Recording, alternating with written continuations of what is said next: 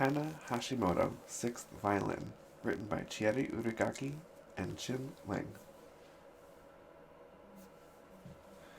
When Hana Hashimoto announced that she had signed up for the talent show and that she would be playing the violin, her brothers nearly fell out of a tree. "That's just loopy," said Kenji. "You're still a beginner." "Stop kidding," said Koji. "You can barely play a note." "It's a talent show, Hana. You'll be a disaster." Hana squared her shoulders and took her violin and bow inside, leaving her brothers laughing like monkeys in a tree. She pulled at the strings, letting them twang. It was true that she was still a beginner. She had only been to 3 lessons. The first time Hana held a real violin had been that summer, while visiting her grandfather in Japan.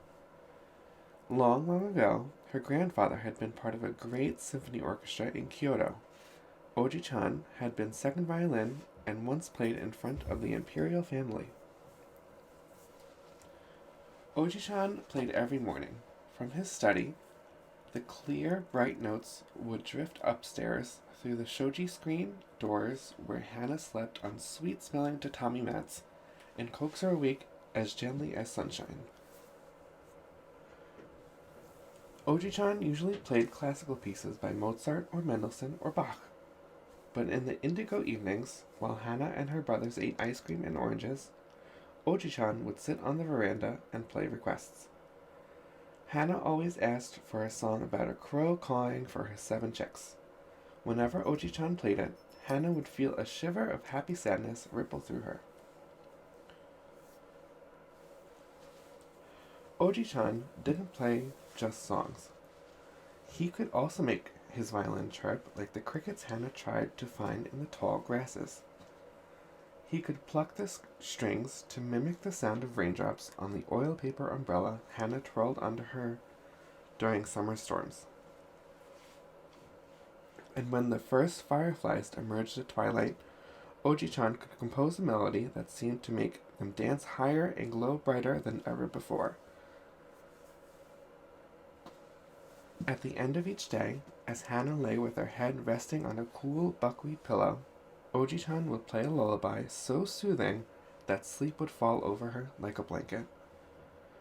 On their last day together, Hana told Oji-chan that she wanted to learn to play the violin, and when Hana got home, her parents agreed that she could. Now, Hana was practicing not just for lessons, but for the talent show too. Hana practiced every day just like Oji-chan.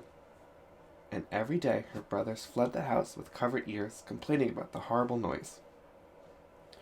She practiced in front of her parents, who listened with care while they washed and dried the dishes.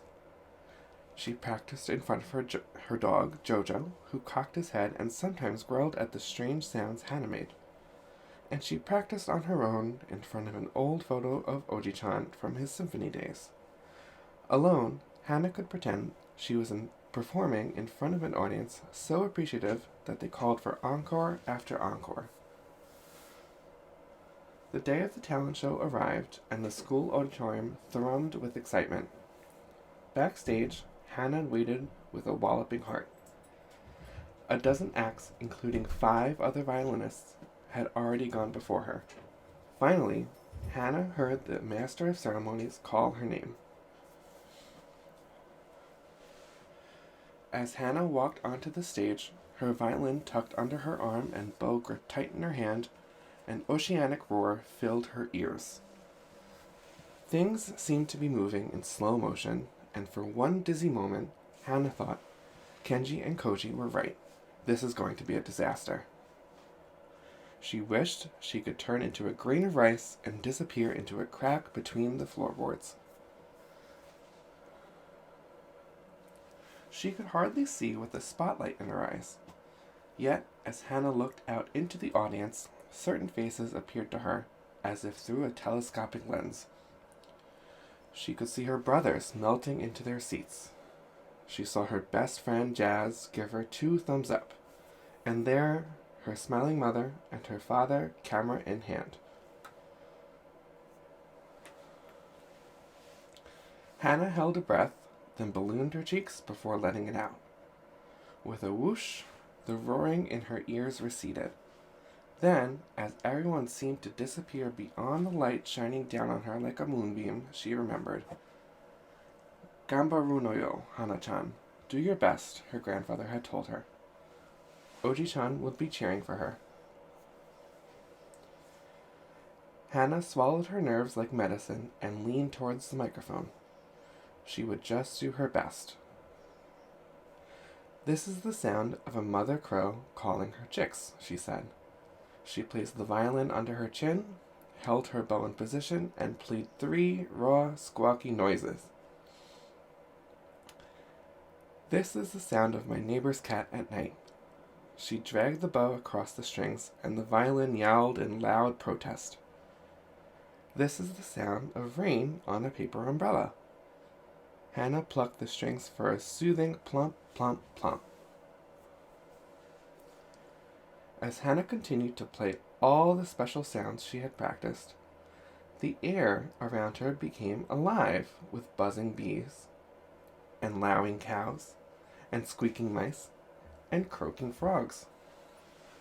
Finally, as the last sound effect trailed away, Hana tucked her bow and violin under her arm. And that, she said to the audience, is how I play the violin. Then she took a great big bow. Later, after dinner, Kenji surprised Hana by asking for an encore. Make that funny cow sound again, he said. Then Koji said, make that crazy cat sound too. So Hana did, and when her mother and father and brothers all laughed, she happily played her sounds again.